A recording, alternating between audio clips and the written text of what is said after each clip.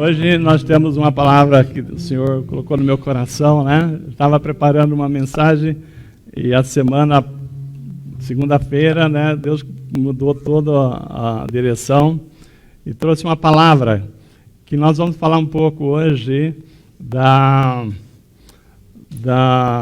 vida de Jacó, né? Do ministério de Jacó.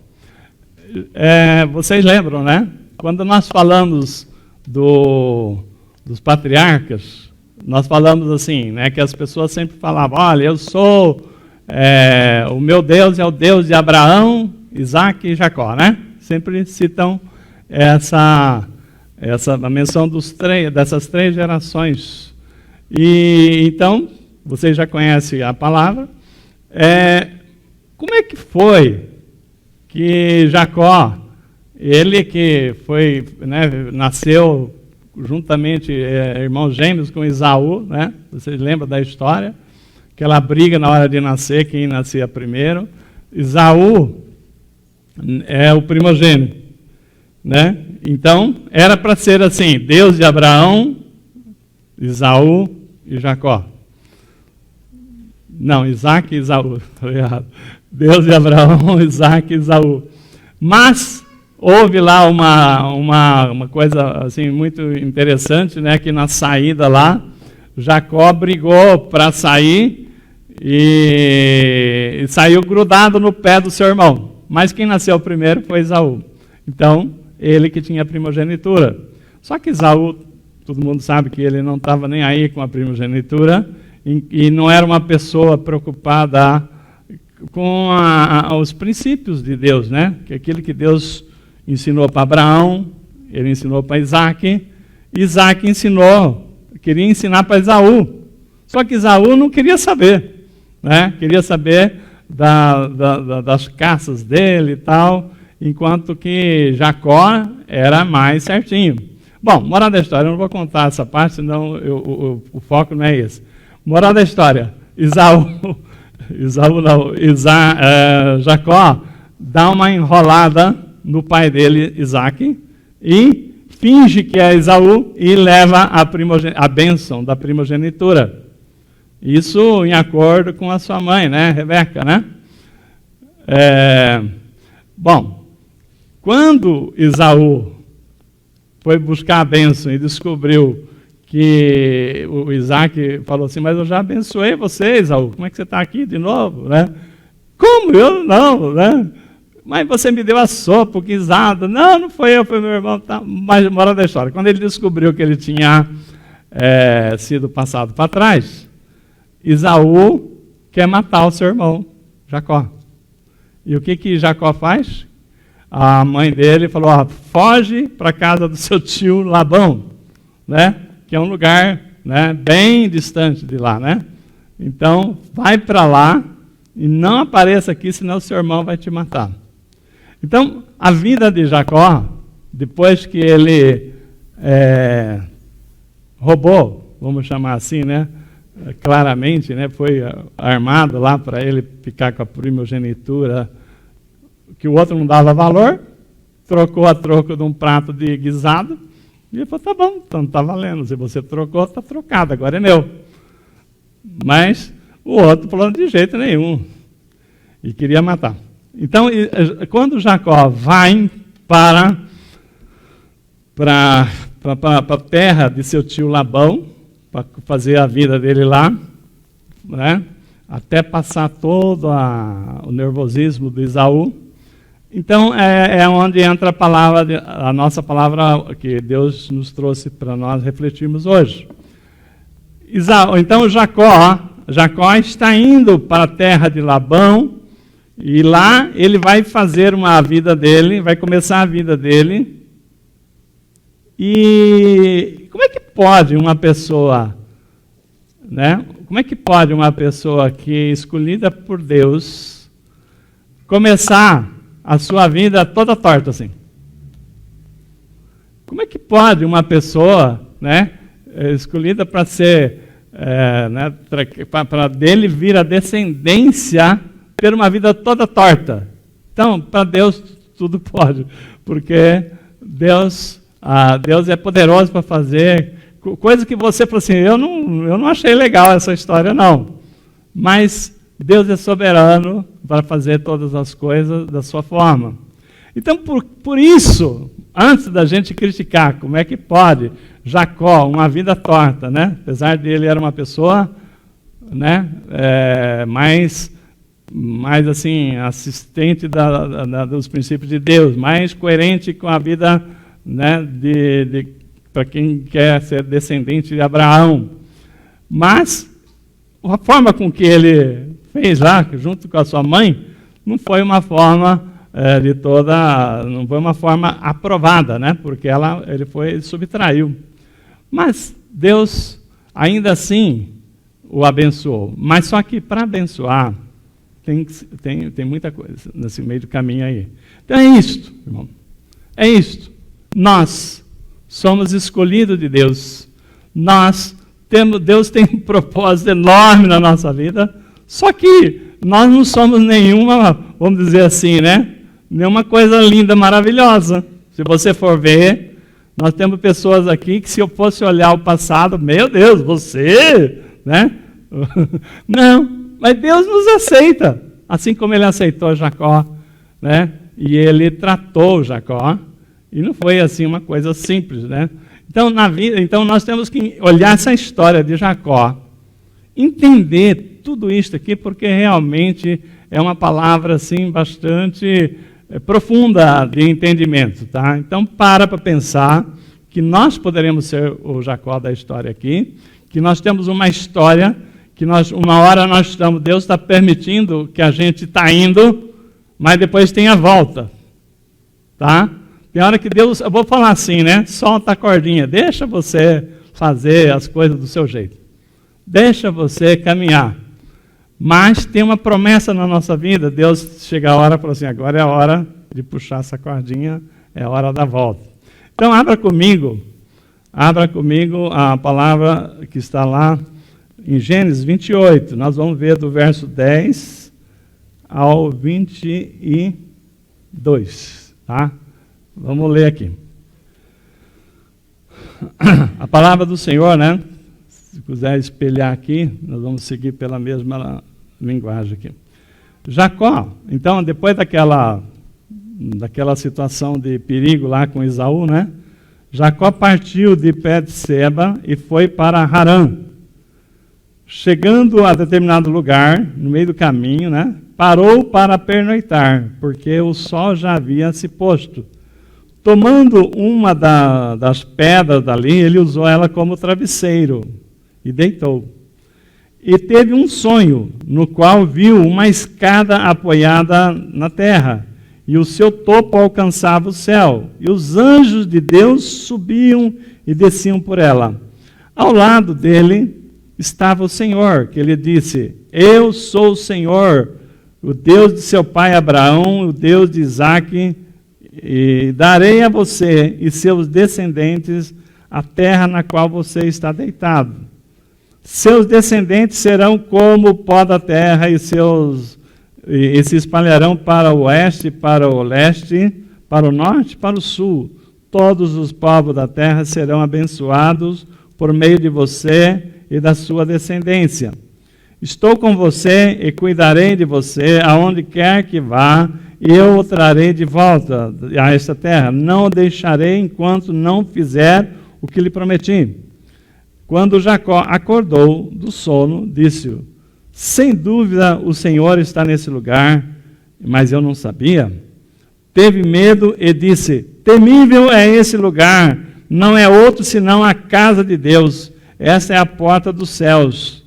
Na manhã seguinte, Jacó pegou a pedra que tinha usado como travesseiro, colocou em pé e com uma coluna e derramou óleo sobre o seu topo. E deu o nome de Betel, aquele lugar, embora a cidade anteriormente se chamasse Luz. Então Jacó fez o voto dizendo: se Deus estiver comigo, cuidar de mim nessa viagem que estou fazendo, prover-me de comida e roupa, e levar-me de volta com segurança para a casa do meu pai, então o Senhor será o meu Deus. Esta pedra que hoje coloquei como coluna, servirá de santuário de Deus, e tudo que me deres, certamente eu darei o dízimo. Amém? Fecha seus olhos, vamos orar. Pai, muito obrigado, Senhor Deus, por cada um que está aqui nessa noite, porque não fomos nós que escolhemos estar aqui para ouvir essa palavra, não fomos nós que escolhemos essa palavra, mas eu creio, Pai, que foi o Senhor que nos preparou para receber essa palavra no dia de hoje, nesse culto, Pai. Então, eu peço a Deus que o Espírito Santo venha em meu favor, em nosso favor, que fale conosco, que possa usar-me, Senhor Deus, como mensageiro dessa noite, que a palavra saia com o entendimento que o Senhor preparou que nós tivéssemos. Nós já te agradecemos desde já, Pai, no nome santo e poderoso de Jesus. Amém. Irmãos, vamos lá. Então, nós já contamos uma introdução, né, a história de Jacó, né, e nisso aqui, nós vimos que Jacó, ele dorme, tem um sonho, né, e no sonho Deus aparece para ele. E aí quando ele acorda, ele falou assim, meu Deus, o Senhor está aqui, eu não sabia, né? Aí a pergunta é a seguinte, e ele pega uma pedra e ele unge aquela pedra, coloca óleo naquela pedra, e fala assim, é um lugar santo. E ele chama aquele lugar de casa de Deus, né? A pergunta é, por que, vamos ver, primeiro entendimento, o que vocês entenderam? Por que Jacó falou assim, esse lugar vai se chamar casa de Deus? É porque Deus estava ali. É o que eu pensaria antes de estudar essa palavra. Na verdade, Deus estava ali no lugar, mas a palavra casa de Deus, e é isso que Deus está trazendo o entendimento para nós nessa noite, não é necessariamente porque Jacó, né, viu que Deus estava ali, mas porque naquele lugar, no sonho, né, Jacó viu o quê? Uma escada posta que ligava a terra ao céu. Né? Um primeiro fato. Né? Uma escada apoiada aqui na terra, mas que o topo dela chegava no céu. E por essa escada, anjos subiam e anjos desciam. Né? Então, era um trânsito de anjos naquele lugar. Então, pelo fato de ter ali um caminho de ida e um caminho de volta, né? Jacó falou assim, esse lugar é casa de Deus. Pastor, não entendi. Eu vou dizer. Ali, o que Jacó entendeu, e por isso ele chamou de casa de Deus, porque ali a terra se conectou com o céu. Entenderam? Houve ali uma conexão da terra com o céu. Ali, os anjos do céu desciam, então era o céu descendo para a terra. E anjos subiam, era a terra se conectando com o céu. Então ali, ele falou assim, esse lugar é casa de Deus. Não porque Deus estivesse ali, porque Deus ele já apareceu em tantos lugares, né, antes disso, mas nenhuma vez teve assim a visão de um portal que ligava o céu à terra e a terra ao céu. Nisto, né, ele considerou aquilo ali casa de Deus. Porque ele falou o seguinte, olha, aqui houve uma conexão. Aqui o céu se ligou à terra e a terra se ligou ao céu, porque havia uma escada, né, que anjos vinham e anjos iam, né? Então, ali houve uma conexão. Lugar nenhum, você já ouviu falar na Bíblia, que houve essa conexão física, né? Embora no sonho, mas um lugar, um local onde, através de meios, que era uma escada, ligava o céu à terra. Irmão, com isso, né? Essa conexão, ele está falando o seguinte, né? O lugar aonde o céu se conecta com a terra, essa é casa de Deus. Então, uma definição para nós, né? O que é, quando nós falamos aqui, né? Às vezes a gente fala assim, né? A gente olha para o céu, fala assim, né?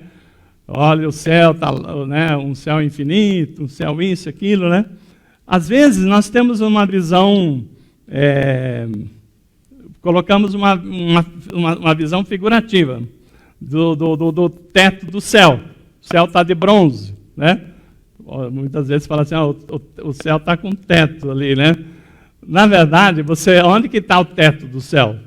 Né? Não tem fisicamente, você não vai conseguir ver isso. Mas eu vi uma menção muito interessante de uma pessoa que não tinha nada a ver com a palavra de Deus, mas eu achei interessante a menção. Eu assistindo aquela biografia de Freddie Mercury, né, aquele Rhapsody, que é uma história da banda Queen, né? É um filme conta a história toda, né, da banda lá de Freddie, né? É uma história interessante. E ali, quando o cantor, o músico que era pianista, cantava, bastante cheio de talento, ele soube que ele estava com AIDS nos últimos dias. No último show que a banda fez, né, que ele já sabia que ele não ia ter muito tempo fazer outros shows, eles se prepararam para fazer um melhor show da vida deles. E aí a proposta do Fred é a seguinte: eu quero levar a multidão, porque ele tinha esse poder, né, de fazer o pessoal se empolgar lá, né? Eu quero que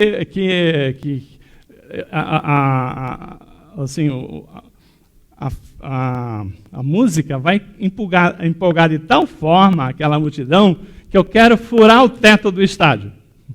Aí o amigo dele da banda falou assim, mas você errou, né? Porque o estádio lá não tem teto. Então nós vamos furar o céu. A proposta dele, que a música ia levar a alegria das pessoas, a felicidade das pessoas a um tamanho de uma emoção que ia subir, que ia chegar aos céus. Ele não tinha noção do que ele estava falando.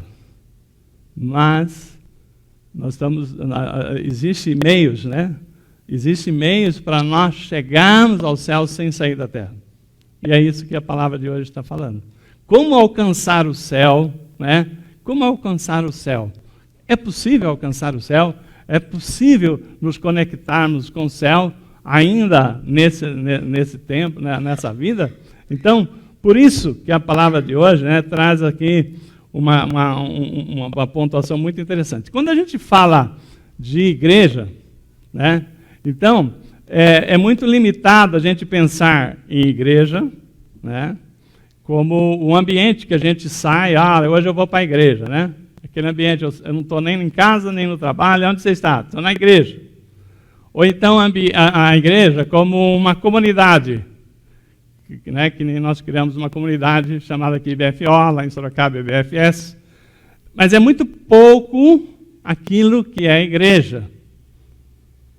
Quando, né, você olha para a forma com que Jacó olhou e falou, esse lugar vai se chamar Betel.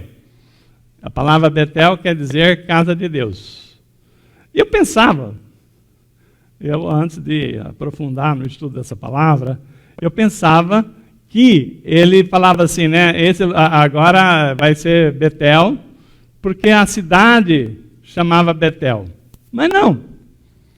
Betel quer dizer casa de Deus. E ele falou assim, esse lugar onde eu coloquei essa pedra, ele erguia esse altar que eu ungi, né, aquela pedra, que era um travesseiro, quando ele coloca ela na forma de uma coluna e derrama o óleo, ele faz daquilo ali um altar. E falou assim, esse lugar é casa de Deus. Esse lugar é Betel. Betel quer dizer casa de Deus. Por quê? É isso que eu queria firmar bem esse entendimento antes de a gente evoluir. Porque ali ele viu o céu unir-se à terra. Ali ele viu, né, Eu achava, não, ele está falando casa de Deus porque ele viu a manifestação da presença de Deus. Mas não somente a presença de Deus. Deus se manifestou para muitas pessoas, né? Para Abraão, para Noé, para tantas pessoas, para Adão. E nem por isso alguém falou, aqui é casa de Deus.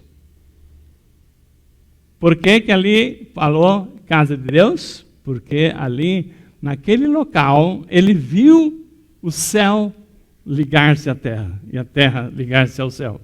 Né? Então ali, anjos desciam, é o céu ligando com a terra. Anjos subiam, é a terra ligando-se ao céu. Né? Então nisso aqui, irmãos, a gente começa, eu queria antes de evoluir, a gente desenvolver um pouquinho o entendimento de casa de Deus. Né? Quando a gente fala da casa de Deus, né, é bastante interessante, né? Jacó foi o primeiro que teve essa expressão, casa de Deus, na Bíblia, né? Mas depois disso, né, o princípio, o termo, né, essa caracterização de casa de Deus, ela evolui. Quando Deus chama Moisés para livrar o povo do Egito, ele dá uma incumbência para eles criarem o tabernáculo, não é? E ali passa a ser a casa de Deus. Por quê? É uma nova forma que Deus estabeleceu. Olha, eu vou estar aqui, né? Eu vou habitar aqui nessa tenda, né? Então, havia o tabernáculo que todo mundo conhece, né? Que Deus especificou direitinho como é que seria construído o tabernáculo. E aquele tabernáculo acompanhou o povo de Deus durante toda a trajetória pelo deserto. Depois que Josué atravessa o Rio Jordão, continua o tabernáculo acompanhando o povo de Deus, né?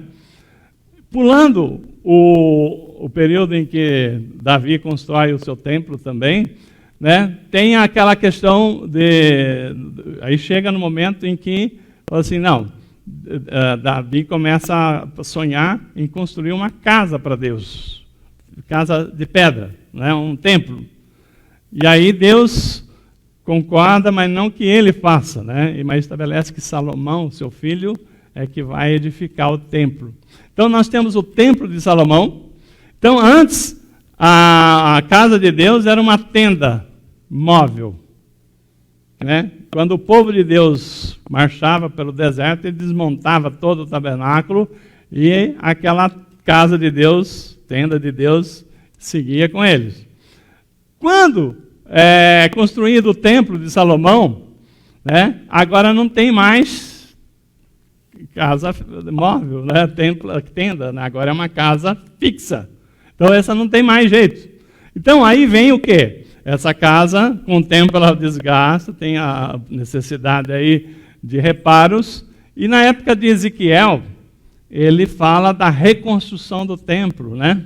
Mas o último templo que nós conhecemos da época de Jesus, quem construiu foi Herodes, né?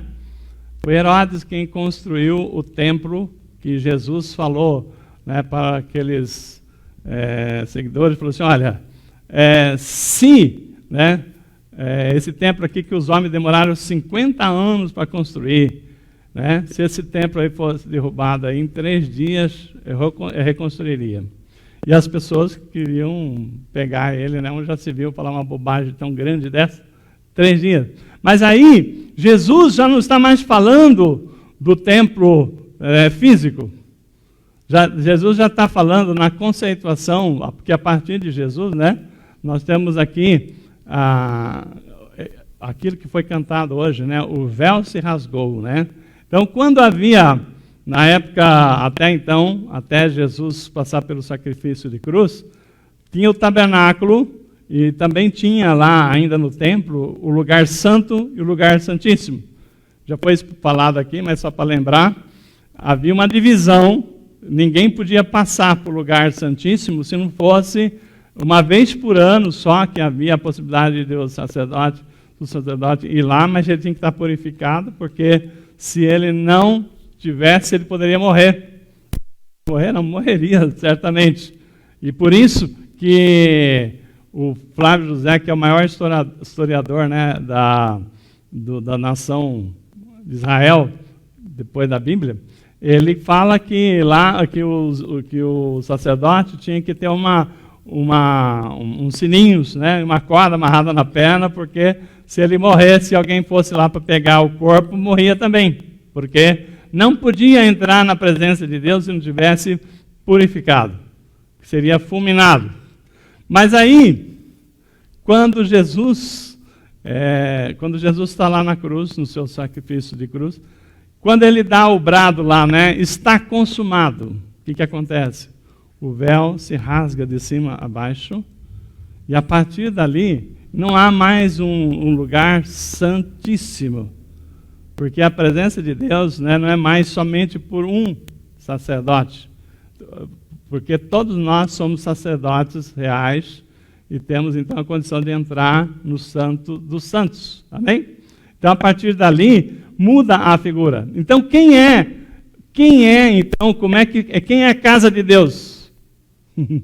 Somos nós. Então eu vou dar umas passagens aqui, né, para poder vocês ir acompanhando isso que eu estou dizendo aqui.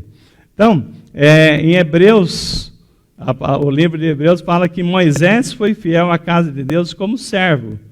E o conceito de casa, né, ele evoluiu, né, para o templo. Aí, nós estamos falando aqui que, de acordo com a Bíblia, nós fomos transformados em... a palavra nos diz que, Hebreus 3,4, pois toda casa é estabelecida por alguém, mas aquele que estabeleceu todas as coisas é Deus. Então, Moisés era o servo no tabernáculo. E nós, como igreja de Jesus, nós somos a casa de Deus. Então, a partir do momento, né, que Jesus, ele cumpre lá a sua missão na cruz, que ele fala, está consumado, o véu se rasga, e nós, como casa de Deus, templo do Altíssimo, então nós passamos a ser aquele que vai ser a habitação do Altíssimo, né? Então, Mateus 16, 18 diz assim, existe deixa eu ver aqui, eu pulei aqui uma passagem aqui. Então, a palavra diz lá, que eu estava lendo, Hebreus 3,4, eu vou continuar a leitura. Mas aquele que estabeleceu todas as coisas de Deus, Moisés era fiel como servo no tabernáculo, para testemunho das coisas que haviam de ser anunciadas. Cristo, porém, como filho, em sua casa, a qual casa somos nós, né? Se guardarmos firme até o fim. Então, a tenda ainda é móvel, só que não é mais tenda de pano. Hoje, a casa de Deus, ela é móvel. Porque quem é a casa de Deus? Não é esse templo aqui. Somos nós, Igreja de Cristo, né? Então, quando nós falamos em Igreja de Cristo, Jesus, ele deixa bem claro na palavra, que quando ele chama para Pedro, né, e fala assim, tu és Pedro, né, e sobre essa pedra edificarei minha igreja, ele não está falando que Pedro é a pedra principal. Não, ele está falando, tu és Pedro. E sobre essa pedra, essa rocha, que é Jesus, a igreja será edificada. Então, nisso aqui, Mateus 16, 18, que eu estava lendo aquela hora, também eu te digo que tu és Pedro, e sobre essa pedra edificarei minha igreja, e as portas do inferno não prevalecerão contra ela. Então, a Igreja Católica pega isto como sendo Pedro a pedra principal. E não é nada disso, né? Porque a palavra, depois ela é trazida aqui de várias formas, né? O próprio Paulo fala lá em 1 Coríntios 3,11, porque ninguém pode lançar outro fundamento além do que foi posto, qual é Jesus Cristo. E 1 Pedro 2,4-5 diz, chegando-vos para ele, que a pedra que vive, rejeitada assim pelos homens, mas para Deus eleita pedra preciosa, também vós mesmos, como pedra que vive, sois edificados casa espiritual para serdes sacerdócio de Cristo. Então, o que acontece?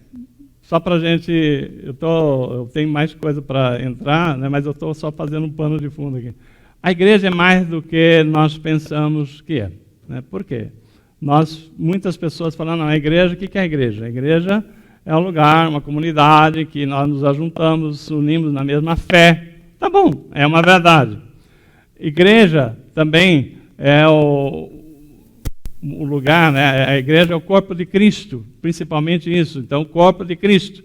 Mas igreja, naquilo que é a direção da palavra para hoje, que nós temos, igreja é onde o céu se conecta com a terra.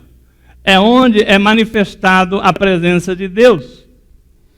Então, não precisa ser aqui nesse lugar, aonde nós estivermos, unidos na mesma fé, né?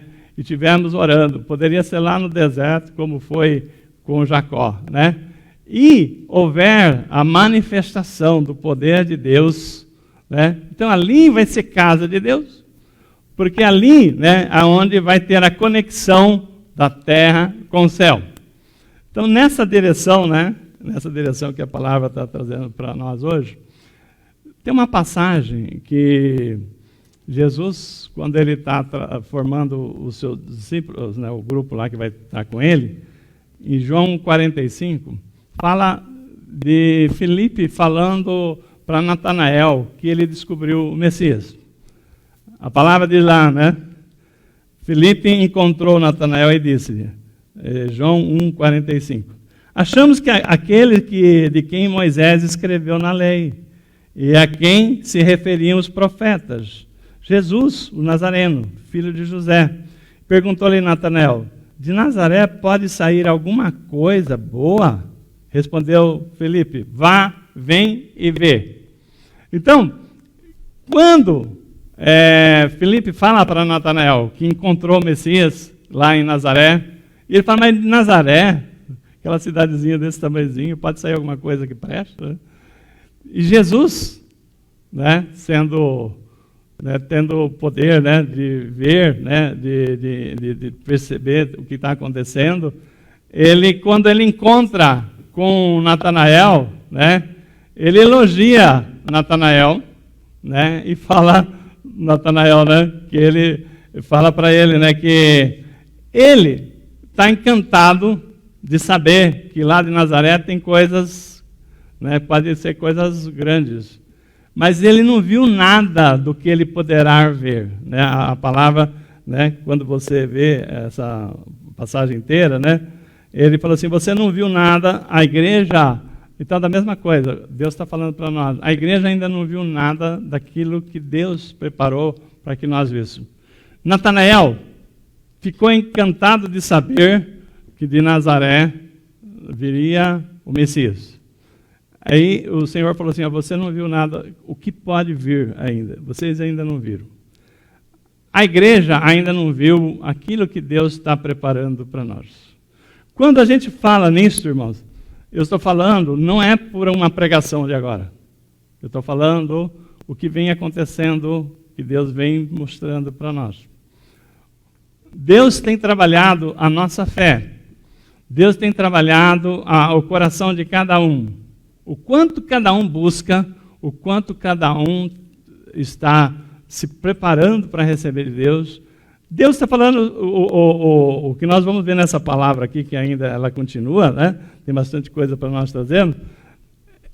É impressionante, né, o que Deus está falando para nós. Aqui, quando nós falamos igreja é mais do que uma reunião onde nós estamos aqui louvando, adorando a Deus, meditando a palavra. A igreja de Jesus Cristo, que Jesus preparou, é uma igreja movida no poder sobrenatural de Deus. Jesus, no tempo em que ele estava com seus discípulos, ele exerceu, né, a realização de sinais e maravilhas. Quantos, a palavra diz que fosse escrever, né, todos os milagres que Jesus fez, não caberia, né, não sei quantos livros precisariam para registrar isso aí.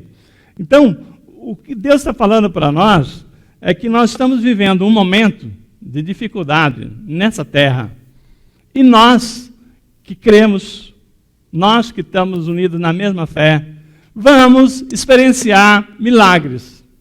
Vamos experienciar o sobrenatural de Deus se nós crermos, se nós buscarmos, né? Então, nisto aqui, né, nós estamos falando o seguinte, né? O que é igreja? Igreja é quando você tem uma fé, que a manifestação do poder de Deus, ela pode ser feita hoje se você crer. Então, é onde nós temos a conexão, né, do sobrenatural de Deus, que é o Deus está lá, né? Nós vamos ver aqui o reino de Deus que ele tem buscado pregar para nós, desde a vinda de Jesus. Nós conhecemos o que é o reino de Deus. Isso que é o reino de Deus, Deus quer estabelecer aqui na terra através de quem? Da igreja. Através de cada um de nós que cremos na manifestação de Deus aqui na terra. Então, nisso aqui, nós temos que entender, né, que o poder de Deus, a manifestação do poder de Deus, está atrelado naquilo que você crê.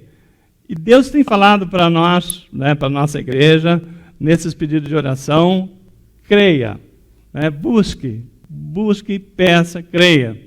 Nós temos visto a mão de Deus operando de forma sensacional, né, coisas assim grandiosas, a gente vendo acontecer. Mas não vimos nada ainda perto daquilo que Deus tem preparado para nós. E nós, como igreja, é que vamos conhecer isso e experimentar esse poder de Deus. Então, nós temos que entender essa proposta. Então, aí, eu estava dizendo o seguinte, a proposta de Jacó, ele teve uma caminhada de ida, não foi? Ele foi para lá fugindo de Esaú, né? E ele tinha que se refugiar na casa do seu tio Labão. Lá ele conheceu Raquel, conheceu Lia, né? Todo mundo sabe, né? Pela história de Jacó, que ele se encantou com Raquel, mas o sogro dele era esperto, falou para ele, olha, você tem... Ele foi para lá, corrido, sem dinheiro. E ele pediu que Deus o abençoasse, e Deus falou, eu vou te abençoar. E aí, chega lá, ele se encanta com Raquel. E aí o Labão falou assim, mas você tem dotes para dar aqui? Não. Então, você pode pagar com serviço. 7 anos de serviço. 7 anos de trabalho. Bom, mas como ele amava Raquel, lá vai ele trabalhar 7 anos para casar com a moça. E ali, trabalhou 7 anos passaram, foi casar com Raquel, o Labão enganou ele, casou ele com Lia. Né? Quando ele vê, peraí, mas você me enganou. Não, você quer Raquel? Mais 7 anos, 14 anos. Bom, quando você lê a Bíblia, né? A Bíblia conta todos esses fatos que nós estamos citando aqui, mas ela é sucinta, né? Quando eu estava lendo aqui para vocês, falando da ida, né, de Jacó para casa, para a família de Labão, eu estava falando aqui da trajetória dele, eu estava lendo Gênesis 28, de 10 a 22. Quando você continua lendo a Bíblia aqui, você não precisa ir muito longe para a Bíblia contar tudo o que aconteceu nesses 14 anos. Você chega em Gênesis 31, 13, terminou o tempo de Jacó, dele ir. Agora tem que voltar. Agora ele tem que voltar para a sua terra. Agora ele tem que tomar posse para aquilo para qual Deus chamou. Vamos lá.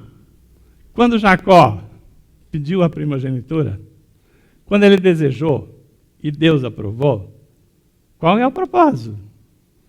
Que ele fosse ser o líder do povo de Deus, de uma nação, né? Nada mais, nada menos, é o povo de Deus. Bom, então, não é brincadeira. O propósito que Deus tem na vida de Jacó não é brincadeira, né? E Deus falou o seguinte, tudo bem, né? Deus apareceu no sonho e falou com Jacó, né? Jacó falou assim, olha, se você guardar, se você me proteger, se você me permitir que eu volte para a casa do meu pai, então eu vou te servir, você vai ser o meu Deus, né? E eu vou te dar o dízimo. Não foi isso a promessa de Jacó? Pois bem, 14 anos se passaram, muitas coisas aconteceram, e agora é hora de começar a cumprir o propósito para o qual ele foi chamado. Irmãos, lembra que eu falei que às vezes na nossa vida, Deus deixa a gente seguir. Vai dando corda, vai dando corda. E Jacó foi, e casou com um, e casou com outro e tal. Mas chega na hora que Deus tem um plano para que a nossa vida influencie outras vidas. E naquela hora, então, Deus chama Jacó, né? Eu vou ler para vocês, está lá em Gênesis 31, 13. Olha só o que diz a palavra aqui. Deus chega para Jacó e fala assim, sou o Deus de Betel, onde você ungiu uma coluna e me fez um voto. Agora saia dessa terra e volte para a terra, para a sua terra dos seus pais. Então, chega uma hora em que Deus falou assim, pronto, a sua ida, o seu caminho de ida, já chegou no fim da linha, agora é a volta. Irmãos, na nossa vida, nós somos escolhidos de Deus. A minha família, a sua família, Deus tem um plano, tem um propósito. Às vezes as coisas ficam soltas, tá? Parece que está solta. Parece que está solta. Mas chega uma hora que Deus fala assim, ó, esses 14 anos, né, que Jacó ficou lá labutando para constituir a sua família, casou com uma, casou com outra, teve um monte de filhos, teve um monte de gado, constituiu propriedade e tal, e tal, e tal. Pronto. Agora é hora de voltar. É hora de você encarar aquilo para qual eu te chamei. Deus o aprovou para ser Jacó. Nada mais do que o pai, né? Assim como abençoou Abraão, ele abençoou Isaac e abençoou Jacó. Para ser o pai de uma grande nação. Então, irmãos, o que eu estou falando? Nós, Igreja de Cristo, somos eleitos, escolhidos de Deus, para que a nossa vida influencie outras vidas. O que Deus quer? Quando Jesus, né, que os discípulos pedem para ensinar uma oração, o que ele ensina? O Pai Nosso, né? Ensina lá Mateus 6,10. Venha a nós o teu reino, seja feita a sua vontade, aqui na terra como é feita aí no céu. Então, chega a hora em que o reino de Deus vem, e o reino de Deus precisa estabelecer. E se nós temos um compromisso sério com Deus, se nós entendemos que nós somos chamados de Deus, escolhidos de Deus, que a nossa família é especial para Deus, aí chega a hora em que nós temos que entender que aquele compromisso, aquelas coisas que se achou que poderia deixar tudo como está, coisas mal arrumadas, coisas mal resolvidas, poderia ficar? Não pode ficar.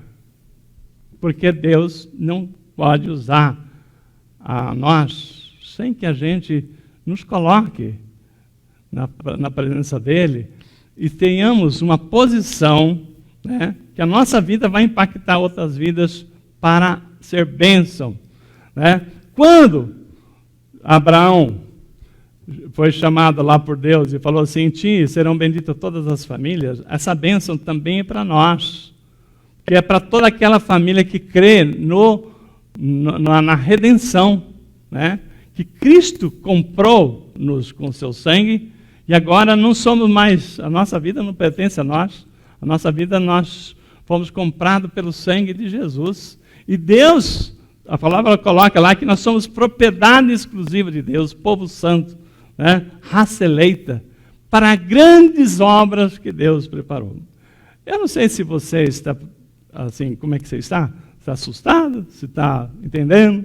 Como é que está? Mas uma coisa é certa, essa palavra que nós estamos trazendo hoje aqui, que Deus está dando a direção para nós, é que Deus não nos chamou para ser apenas frequentadores da igreja, mas não, que as nossas vidas, né, cumpra aquele propósito para o qual Ele preparou. O que Ele fez com Jacó? Falou assim, levanta, sai daqui e vai para a casa dos teus pais. Mas Esaú está lá, ele vai me matar, não é? Vai me matar. Às vezes, na nossa vida, coisas que a gente foi fazendo, mal resolvidos, tal, Deus está falando assim, não tem problema, porque eu estou contigo. Irmãos, quando Jacó luta, né, ali no vale de Jaboque, com o anjo de Deus, o anjo de Deus veio ali, né, e Jacó grudou o anjo. O pastor Rodrigo sempre brinca que quando nós estávamos na outra igreja, eu senti a direção, né, de fazer uma encenação de Jacó segurando o anjo, não deixando o anjo subir, né? Então tinha um louvor que falava Jacó segurou o anjo, não deixou subir, né? E aí a gente fez uma encenação lá na nossa igreja, na igreja anterior, né? E o pastor Rodrigo sempre lembra, né? Passei vergonha lá, pai.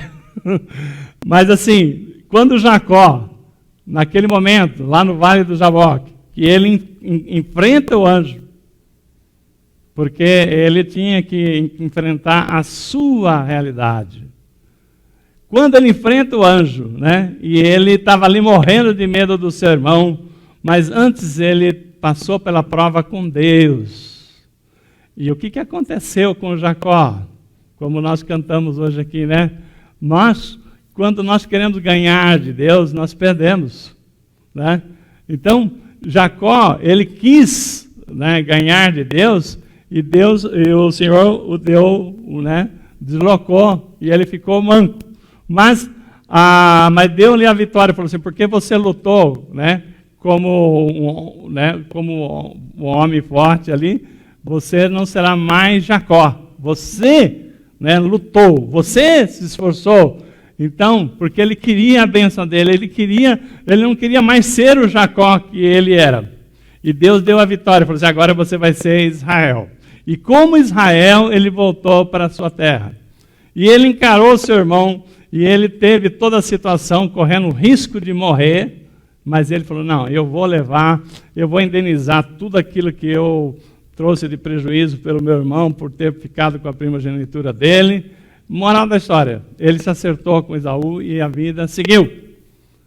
E nisto, Deus está falando para nós, né? Nós temos chamados? Temos chamados. Nós queremos, assim, ter parte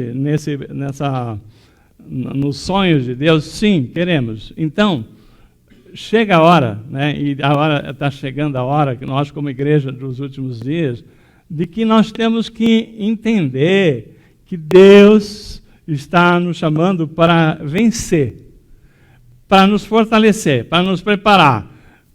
Você quer que Deus cuide de você? Deus vai cuidar de você. Você quer que Deus, né, guarde a sua vida, a sua casa, né? Quer que Deus te dê estratégia para você vencer? Sim. Mas uma coisa Deus está falando, eu não vou largar de vocês enquanto não cumprir tudo aquilo que eu sonhei com vocês. Então, irmãos, às vezes nós achamos que Deus, né? Jacó falou o seguinte, né? Falou lá, me dá minha bênção, porque eu não vou deixar você ir enquanto você não me entregar tudo aquilo que é bênção. Mas Deus poderia falar assim, você está roubando a minha palavra, porque isso foi eu que disse, né? Quando você lê lá, por exemplo, em Gênesis 28, quando Deus apareceu lá no sonho, ele falou exatamente isso. Ele falou assim, olha, estou com você e cuidarei de você, aonde quer que você vá, eu o trarei de volta a esta terra, não o deixarei enquanto não fizer o que lhe prometi. Então, o que Jacó falou para o anjo podia falar, peraí, você está roubando essa palavra aí do Senhor. O Senhor já tinha dito isso primeiro. É Ele que não vai te deixar enquanto não cumprir todas as promessas para nós. Né? Então, irmãos, nisso aqui que eu estou falando, nessa revelação da palavra de Deus, né? Nós estamos vendo aqui no verso 16, né? O conceito ainda da presença de Deus na nossa vida, né? Só um detalhe importante aqui. No verso 16, o que disse lá, Gênesis 28, 16? Diz assim: quando Jacó acordou do sono, disse, sem dúvida o Senhor está neste lugar, mas eu não sabia. Então, o que nós estamos falando aqui? Jacó acordou e falou assim, o Senhor está aqui e eu não sabia. Então, o que nós estamos falando? Quando Jesus falou o seguinte, que Ele é Emanuel, é Deus conosco, todo dia estarei convosco até a consumação dos séculos. Não quer dizer, porque Deus está conosco, que nós vamos sentir a presença dEle e saber, e Ele está conosco todos os dias, como a gente gostaria. Por quê? Porque Deus está conosco, sim, mas a sua presença, assim como Jacó fala assim, eu não sabia, é porque ele ainda não tinha visto que aquilo ali, ele estava ali na fé dele, ele conseguiu ver que existe uma conexão do céu com a terra. Deus está falando assim, eu estou indo aí na terra, fortalecer vocês, preparar vocês, capacitar vocês, porque Deus, Ele enquanto o propósito dele, que nenhum deles é frustrado, ele só se cumprirá com a igreja. Não é com outro povo, somos nós, escolhidos de Deus, que fomos eleitos para podermos cumprir o propósito de Deus. E qual que é o propósito de Deus? O propósito de Deus está no relacionamento com o seu povo. Né? Quando a gente fala aqui da presença de Deus, né? Às vezes, por exemplo, se você lembrar, né? Desde o primeiro dia que Deus criou o Adão e Eva, a palavra diz que todos os dias ele iria visitá-lo no viramento do dia, lembra? Aí, até o dia das núpcias lá que ele fez, ele estava lá visitando. E o que é? Qual que é a mensagem que Deus está falando de visitar o homem ali? Ele falou assim, eu não os criei para vocês ficarem sozinhos. Eu não os criei para nós vivermos desconectados. E quando Adão peca, né? Quando o homem peca, né? Adão e Eva pecam, né? Deus não chega e fala o seguinte, o que você fez? É essa pergunta que ele faz? Não, ele fala o seguinte, onde você está? Porque, né, mesmo para Deus, mesmo Jesus, em todo momento, ele não vem cobrar uma satisfação do pecado, mas da consequência do pecado. Deus não está preocupado com o que você fez, mas está preocupado com as consequências do que você fez. Que agora, onde você está? Porque à medida que nós pecamos, nós nos afastamos de Deus. Porque a partir do momento em que nós pecamos, então, nós nos colocamos distante de Deus e Deus tem um propósito de estarmos conectados conosco. Por isso ele faz todo um plano, né, de reconciliação. Então a maior preocupação de Jesus é com a nossa reconciliação com Deus. Então, irmãos, qual que é o propósito aqui? O propósito é que nós temos que entender o seguinte, né?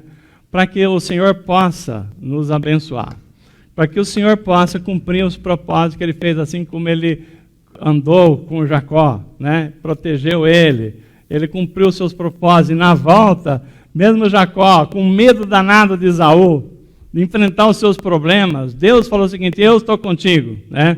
E ele foi lá, e aquilo que parecia que ia morrer todo mundo, né? Jacó superou a sua relação com Esaú. Deus está falando para mim e para você. Tem coisa na nossa vida que Deus preparou para nós vivermos bênção. E nós estamos com medo, né, de acertar certas situações que impedem de Deus poder nos trazer na plenitude dos seus planos para a nossa vida. Então, quando nós acreditamos nas promessas de Deus, como Jacó creu que Deus era com ele, ele fez uma promessa, Deus ali está construindo uma aliança conosco. Assim como ele construiu uma aliança com Jacó, ele está construindo uma aliança com cada um de nós. E essa aliança é uma aliança de fé e confiança. Nós temos que crer, né? Fazer aquilo que precisa ser feito, acreditar.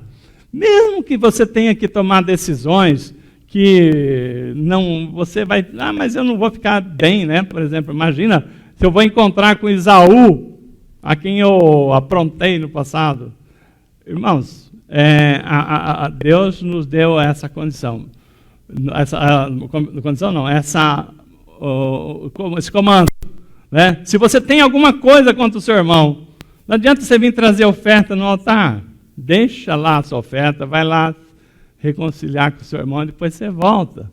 Então, a nossa vida é cheia de comandos que Deus nos dá para que a gente possa receber as bênçãos de Deus. Mas o que nós fazemos? Vamos adiando, vamos adiando. Situações mal resolvidas, como Jacó tinha com Esaú. O Senhor não podia abençoar a vida de Jacó enquanto ele não resolvesse.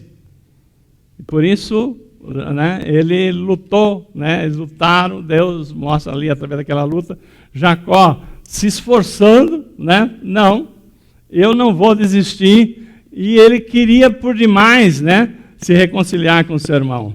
Então hoje, né, quando Deus nos chama, Ele não chama para nos cobrar de pecados. Ele não nos chama para a gente prestar conta. Quando fala o seguinte, né? Olha, porque Deus é onipresente, onisciente, né, e os olhos de Deus estão por sobre toda a terra. É engano pensar que Deus está olhando cada um de nós para nos vigiar, no sentido de falar, você está fazendo coisa errada, não, porque isso aí é o papel do diabo, não de Deus. Deus, Ele quer comunhão conosco. Deus quer, né, está olhando para que a gente possa ter relacionamento com Ele, intimidade com Deus. E à medida que nós entendemos esse propósito, né, que está lá em Salmos 25:14, né, a palavra diz assim, a intimidade do Senhor é para os que o temem, e também aos quais Ele dará a conhecer a sua aliança, né? Então, Deus só vai dar a conhecer a sua aliança, isso que eu estou falando, para aqueles que o temem, para aqueles que falam, Senhor, eu estou precisando de um conserto com o Senhor. Senhor, eu sei que eu tenho um chamado, eu sei que o Senhor tem propósito na minha vida, mas eu tenho uma pendência aqui, né? Então, o que é isso? A pessoa que não teme, vai passar na frente do outro e fala assim, eu estou nem aí, né? Eu não devo nada para você, não é verdade? Não é assim? Quando você teme ao Senhor, você fala, Senhor, né, eu sei que eu preciso, mas como é que eu faço, né? Eu estou sem jeito, eu não sei como é que eu faço, como é que eu começo, por onde eu começo. Deus, Ele fala o seguinte, né? Eu vou repetir aqui, Salmos 25:14. A intimidade do Senhor é para os que o temem, aos quais Ele dará a conhecer a sua aliança.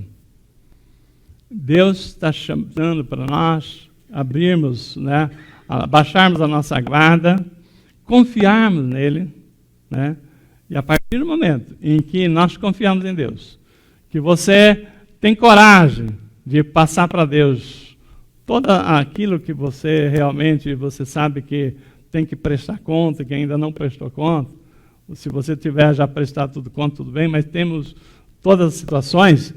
Deus fala o seguinte, esse sim, se você está cheio de coisas pendentes com Deus, e está com essa cara de pau como quem está tudo bem, Deus fala assim, bom, eu não vou fazer aliança com ele nunca. Mas se você está constrangido, sabendo que Deus sabe de tudo, e sabe das nossas limitações, da nossa pequenez, Mas mesmo assim, você fala assim, não, Senhor, eu não sei nem com que cara eu vou falar com o Senhor, mas eu quero me acertar. É isso, né? A palavra diz que nós precisamos reconciliar com Deus. Jesus veio para que nós reconciliássemos com Deus. Se nós não tivermos reconciliado com Deus, o plano de Deus não se cumpre em nossa vida, né? Então, nessa proposta, né, dessa intimidade que Deus está buscando com a igreja, é que nós vamos ver um Deus que quer nos capacitar, nos preparar, nos direcionar para grandes coisas que estão vindo por aí. Irmãos, eu não sei, talvez fale assim, não entendi nada, pastor Guilherme, que você está pregando aqui. Mas então, vamos orar para que essa palavra clareie mais. Porque Deus está falando em aliança com a nossa igreja, com o nosso povo. Ele está falando assim de situações, né? Que Ele não nos chamou para sermos uma igreja que assiste culto. Não, é uma igreja que as portas do inferno não prevalecerão contra ela. Ele nos está chamando para sermos, como diz a palavra, né? Cooperadores de Deus, lavoura de Deus, edifício de Deus. Então, nós somos um povo, uma raça eleita, povo santo, propriedade exclusiva de Deus, e Deus falou assim, eu preciso, né, que a minha igreja, né, que a igreja do Senhor Jesus, acorde para o seu chamado, né? Entenda, né, que hoje nós estamos vivendo um momento em que Deus nos chama para aliança. E essa aliança só faz com aqueles que você tem intimidade.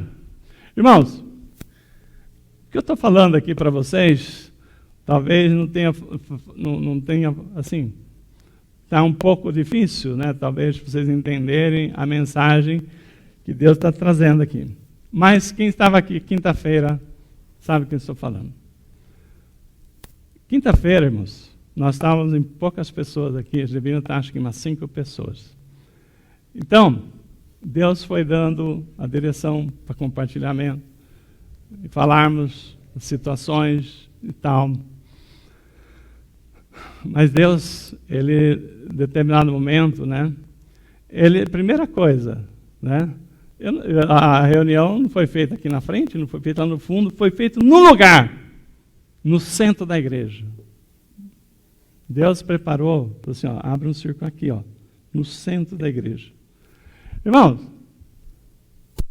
eu vou falar para vocês, em poucas palavras, o céu desceu aqui na terra. E essa palavra que eu estou ministrando aqui, nós vivemos, Deus veio, nos visitou e usou cada um de nós que estávamos aqui, que abriu seu coração para falar o que Ele está esperando de cada um de nós. Deus quer isto comigo e com você. Não é só na reunião de quinta-feira, é todos os dias.